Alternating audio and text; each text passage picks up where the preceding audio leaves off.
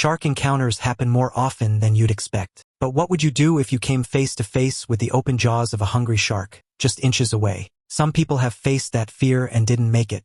Others survived to tell the story. Here are some of the most terrifying shark attacks ever caught on camera. Number 10. Mick Fanning's terrifying shark encounter.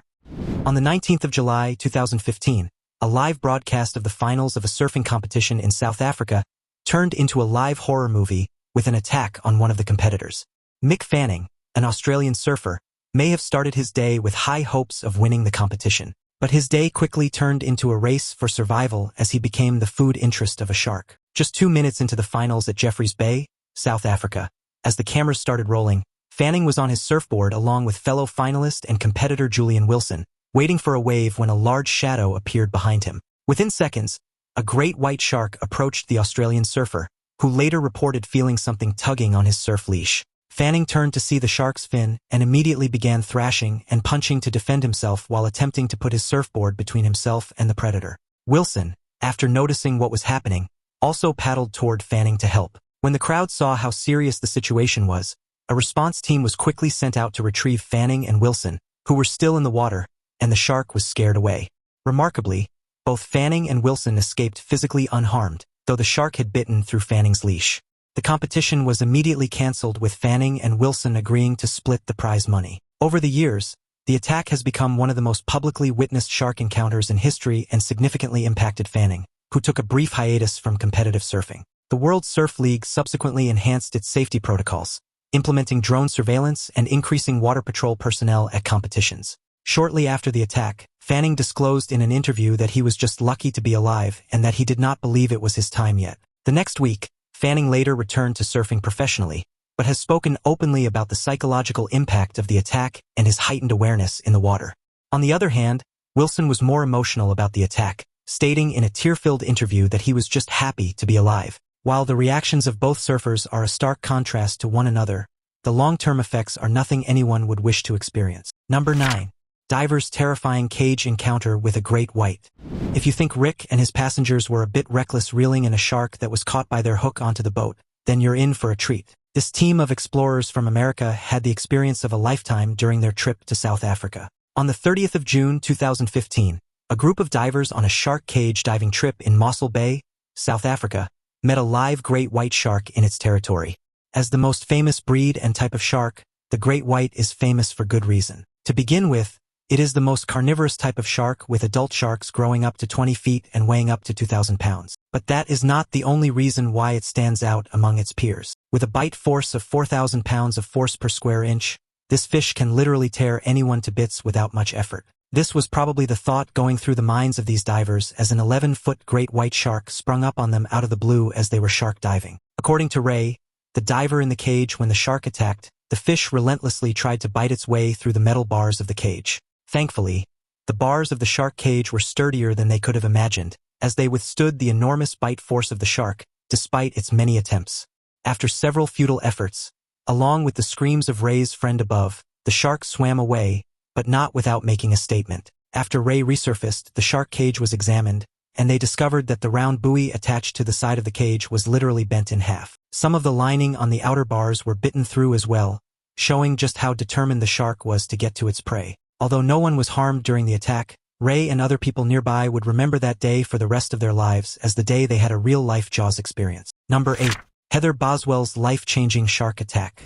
The life of 19-year-old Heather Boswell would forever be altered on March 23, 1994, after she and her colleagues were attacked by a 15-foot-long shark. While the rest of the staff were unharmed, the same could not be said for Heather and another colleague on board the U.S. National Oceanic and Atmospheric Administration research ship Discoverer.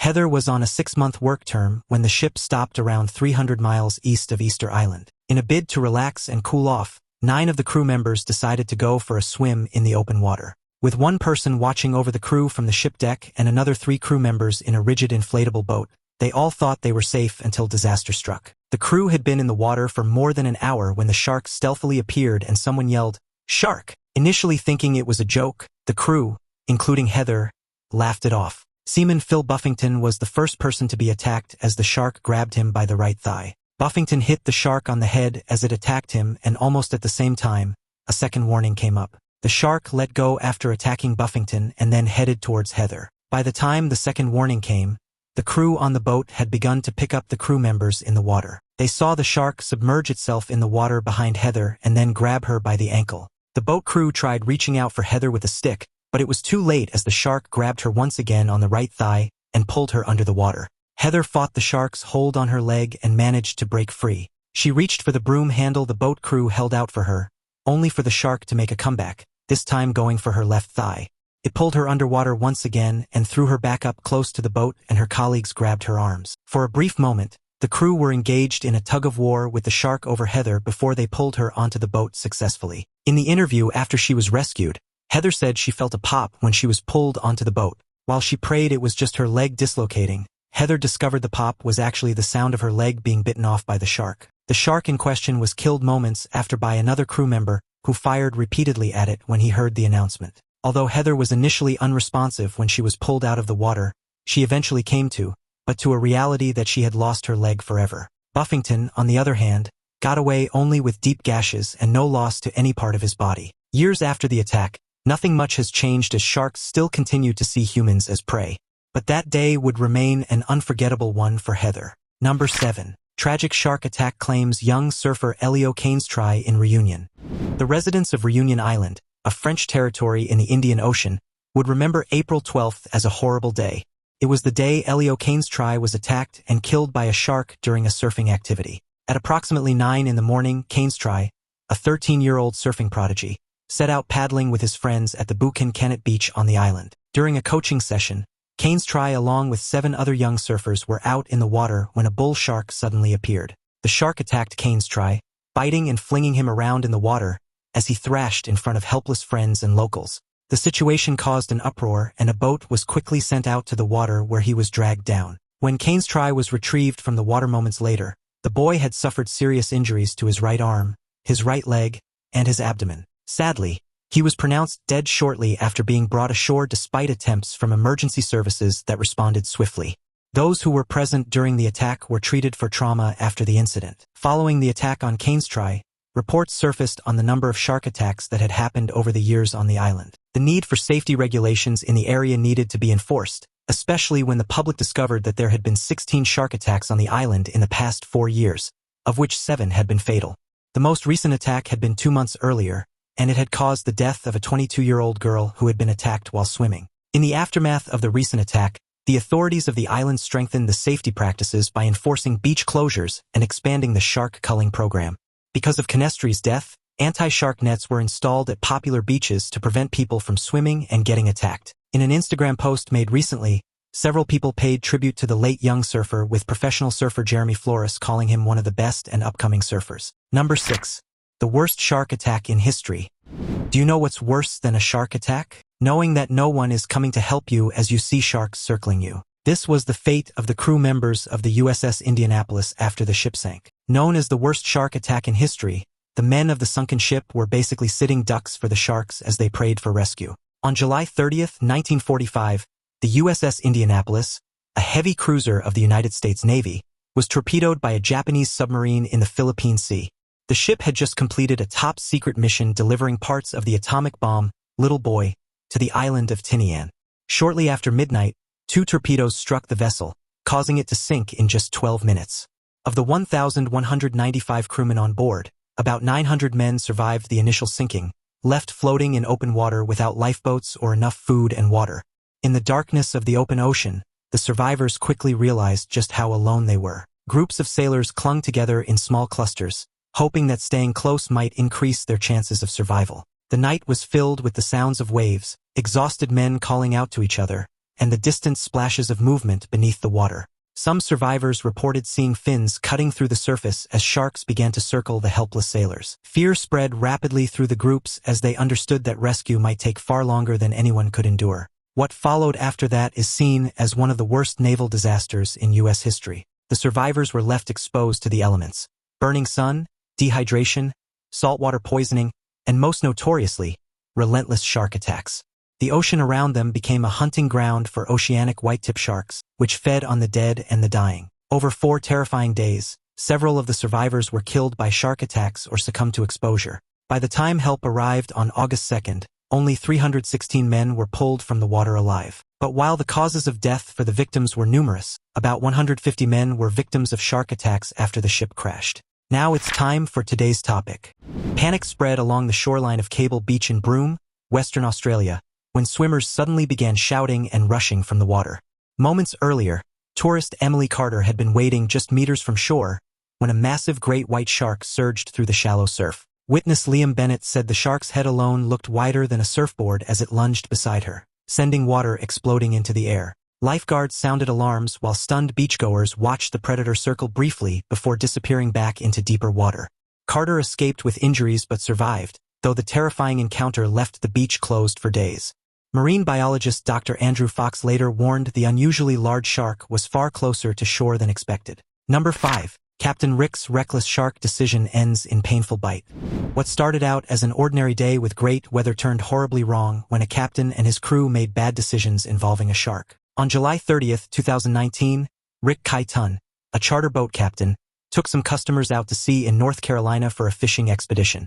The plan was to fish for some bluefish and Spanish mackerel. But when one of the passengers hooked a blacktip shark, the crew decided to reel it onto the boat instead of setting it free. Big mistake. The blacktip shark gets its name from the black markings that are usually seen on the tip of its fins. But the major danger is the fact that it can grow up to 7 or 8 feet long and usually attack humans unprovoked by mistaking a body part for a smaller prey. While it is normal for fish and any other sea animal to thrash about when it is captured and reeled in, the passengers of this boat, as well as Rick himself, did not expect a literal attack on any of them. As the shark was reeled in from the water, it quickly latched onto Rick's leg and clamped down hard. With the timely intervention of another passenger on the boat, Rick's leg was quickly released from the grips of the shark's teeth, but not without some deep wounds on his right shin. After the ordeal, Rick mentioned that the shark was big enough that its mouth went all around his leg when it bit him. According to Rick, it would have taken his whole leg off if he had not had the good sense to push the head of the shark against the corner so it would not shake. Thankfully, he only got off with wounds that he made sure to disinfect right after the shark was pried away from him. When the other passenger brought the knife to Rick, he quickly stabbed the shark's head and back, causing it to loosen its grip on his leg. And after he got away, Rick asked for Clorox bleach to clean the wound. In his words, "There are lots of harmful bacteria in the mouths of sharks, and using bleach to clean the wound was the best option for me at the time." But despite the fact that Rick and his crew used bleach, the recommended solution for cleaning wounds caused by shark bites is soap and water. While bleach can kill the harmful bacteria from the wound, it also damages healthy tissue and good bacteria in the body. Plus, they irritate the skin, making the wound even more painful. As Rick discovered after, alcohols and mild cleaning solutions like hydrogen peroxide are also effective at cleaning shark bite wounds and preserving the skin. But these are not usually handy unless you pack for it on a fishing trip. At the end of the day, and a bad fishing experience, Rick could not decide which was worse, being bit by a shark or feeling more pain due to the bleach. Fortunately, he had a nurse look at the wound and fix him up even better. While Rick survived an attack from a species that is responsible for several attacks on humans every year, he ended the day with a nice meal prepared from the same shark that bit him. Number 4. Student loses leg in shark attack. Everyone loves a good thrill every now and then, but sometimes the pursuit of a good thrilling moment can cost you pain, or in this case, a leg. This was the case of Matteo Mariotti, a 20-year-old student of marine biology in Australia, who was attacked by a shark. On December 8, 2023, Mariotti and a few friends decided to go snorkeling and have some fun. For Mariotti, however, it was deeper than that, as he had received the news of his grandfather's passing. The trip to 1770 Long Beach was Mariotti's way of clearing his mind and dealing with the loss. Unfortunately, it turned out to be an even bigger horror show for the young college student. Mere moments after he went into the water, Mariotti saw a shark, but it was already too late. The shark had already seen him, and by the time Mariotti noticed, it had clamped onto his leg. It dragged him underwater, holding on tightly to the boy's leg and preventing him from escaping. As Mariotti struggled to free his leg and himself from the water, the shark's teeth sunk deeper into his leg, causing more injury and more bleeding. Within seconds, the water around them was covered in blood, limiting Mariotti's vision. In fear and panic, Mariotti managed to turn on his GoPro camera to record the attack. While he fought and managed to free the top part of his leg, Mariotti screamed for help from his friends on the shore. One of his friends, Tommaso, heard him and jumped in the water to his rescue. When he was pulled out, a tourniquet was applied to the leg to stop the bleeding and control the wound. Within minutes after being pulled out, Medical help arrived and Mariotti was taken to Bundaberg Hospital in Queensland. Sadly, Mariotti's leg could not be saved, leading to his leg being amputated below the knee. The video Mariotti made during his attack went viral on social media, earning him the support and sympathy of people, including amputees. When asked about it, Mariotti confessed to making the video as a goodbye message to his family, as he wasn't sure he was going to survive the attack. But while Mariotti lost a part of his leg during the attack, he gained a lot more afterwards, including almost $100,000 in donations from a GoFundMe set up for his treatment. Talk about a turnaround situation. Number 3. Bethany Hamilton's inspiring journey after shark attack. In an inspiring twist of events, Bethany Hamilton transformed a traumatic encounter that left her permanently disabled into a lucrative one. On the 31st of October, 2003, 13-year-old Bethany had a run-in with a 14-foot-long tiger shark. In the morning of that day, Bethany and her best friend Alana had gone on a morning surf along Tunnels Beach in Kauai when she got attacked. She was lying stomach down on her surfboard, her left arm dangling in the water when the shark approached with stealth and swiftly bit off her arm just below the shoulder. For a brief moment, the peaceful morning surf session turned into a scene of absolute chaos. Bethany later described feeling a sudden pressure on her arm, followed by the terrifying realization that something enormous had grabbed her. The shark's powerful movement rocked the board, sending ripples across the calm water around them. Alana, who was just a few feet away, heard the splash and quickly realized something had gone terribly wrong. Surfers nearby began shouting and paddling toward Bethany as the shark disappeared beneath the waves. Despite the shock and pain, Bethany remained remarkably calm as blood began spreading through the water. Those around her knew every second counted and rushed to pull her safely toward shore. The beach, which had been quiet moments earlier, quickly filled with alarm as people realized a serious shark attack had occurred. Some surfers formed a protective circle around Bethany as she was guided back to the beach. Others scanned the water nervously, afraid the shark might return. Thankfully, Alana and her father were close by, and they helped Bethany get back on shore after the attack. Alana's father quickly made a tourniquet for the wound, wrapping it around the stump of the arm. By the time Bethany was rushed to the hospital, she was already in shock, having lost more than 60% of her blood. When word spread of the attack, a family of fishermen came forward with the pictures of a shark they had caught just a mile from the attack location. After measuring the dimensions of the teeth and the bite size of the shark and the bitten-off board of Bethany, police and investigators confirmed it was the same shark that had attacked Bethany. Talk about a quick karma situation. But while the story of Bethany is painful and sad, she didn't let it stop her. Just 1 month after her attack, Bethany went back to surfing and entered a major competition the following year in 2004. Due to her limitation, Bethany uses a custom board that is thicker and longer with a handle for her right hand. But even with all that, Bethany has learned to kick more when surfing due to the absence of her left hand. Her life, survival, and surfing career has inspired shows and books, and the original board plus swimsuit she wore when she was attacked are placed on display at the California Surf Museum. Number 2. Rodney Fox's shark attack. After the survival of one man, a major invention came to reality. This will definitely go down in the biography of Rodney Fox, a famous Australian filmmaker and survivor of a shark attack. Born in 1940 in South Australia, Fox was exposed to fishing by his father from an early age. As a teenager, he would spend hours spearfishing, an act that paid off when he became the spear fishing champion in South Australia in 1962. On December 8, 1963, 23-year-old Fox was competing in the South Australian Spear Fishing Championship at Aldinga Beach, about 50 kilometers south of Adelaide, to defend his title when he was attacked. During the event, a great white shark, estimated to be around 15 feet long, attacked and bit Fox. It bit into his torso, causing severe injuries, including a punctured diaphragm, broken ribs, pierced scapula, exposed spleen, and a ripped open lung. Witnesses later described the horrifying moment when the water suddenly erupted around Fox as the shark launched its attack. Competitors nearby initially thought he had simply dived underwater, but the violent splashing quickly revealed something far more serious. As Fox was dragged beneath the surface, several divers rushed toward him, unsure if they could even reach him in time. The great white released him briefly, only to circle back through the water in a terrifying display of power. Fox later recalled seeing the shark's massive jaws open as it lunged again, a moment that seemed to freeze time. When the shark let go, Fox somehow managed to fight his way toward the surface despite his catastrophic injuries. The surrounding divers quickly realized the severity of the situation when they saw the extent of the damage to his body. Blood filled the water as they grabbed him and pulled him toward their boat as fast as they could. Onlookers on nearby vessels watched in shock, fearing that Fox would not survive long enough to reach medical help. Yet against all odds, he remained conscious as his rescuers raced toward shore.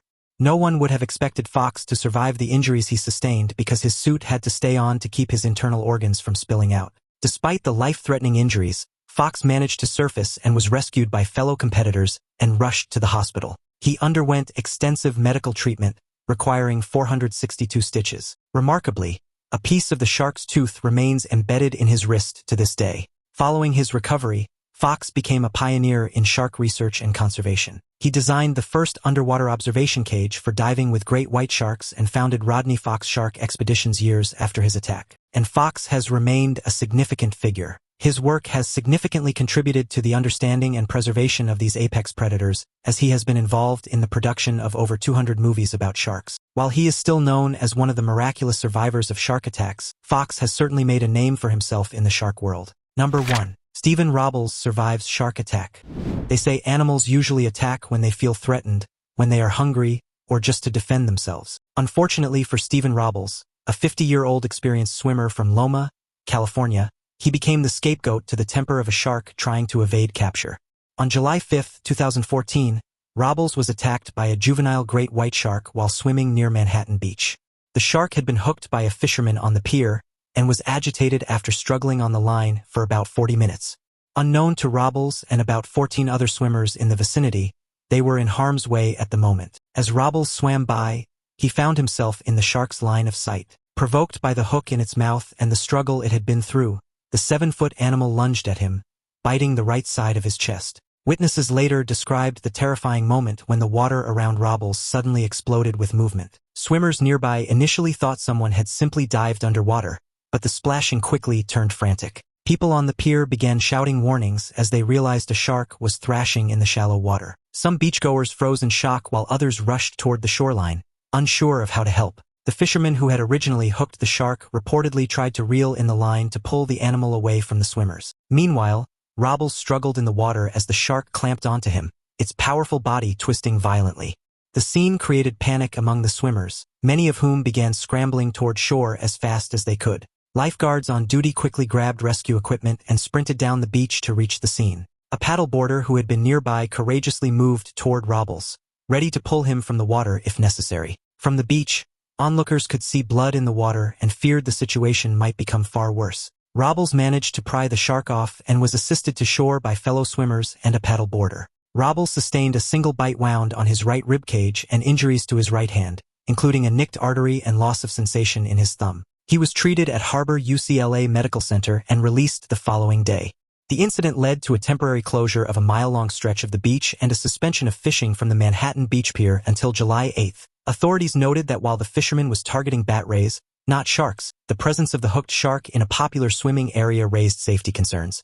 After his rescue and treatment, Robbles explained his experience and encounter during the attack in an interview. Although he confessed to still feeling shaken up and traumatized, he is just glad to be alive. While explaining the encounter, he said the shark came right up to him and bit him on the chest. He had the good sense to grab the nose of the shark and pry himself out of its mouth in time before any major damage was done. Despite being an experienced swimmer, Robbles just agreed that he was in the wrong place at the wrong time, and it was only by his swimming skills that he was able to sustain himself while he was being attacked. Despite the traumatic experience, Robbles expressed gratitude for surviving the attack and for the assistance he received from the people around him. Thanks for watching and see you in the next video.